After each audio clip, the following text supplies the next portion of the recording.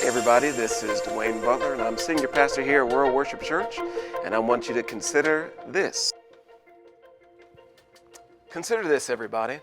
I don't know if you think like I do, but sometimes we begin to wonder, how is it going to come together? Whatever it is.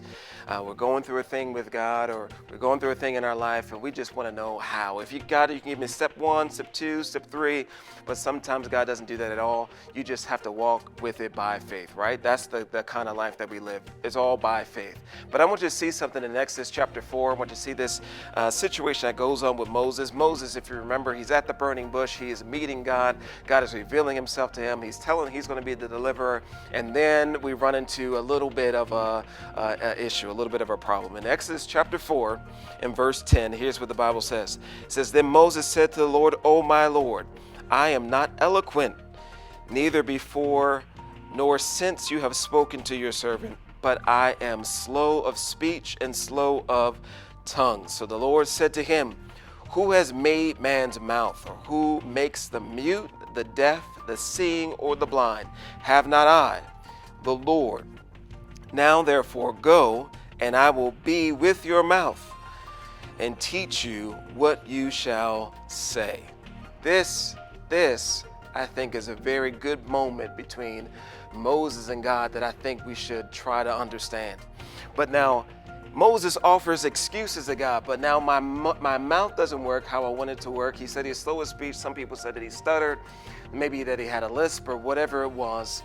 But then God says something that was very, very key, and it doesn't really go into why or how or anything like that, but it says something that's very key. Very key. He was wrestling with, how does this come together, and what should I do, and now am I the right person? But God said this, and he said, who made man's mouth? Then he says, who made the mute, the deaf, the seeing, or the blind? I've made all of them. Now that blows my mind, that God chose for someone to be deaf. He chose for someone to hear.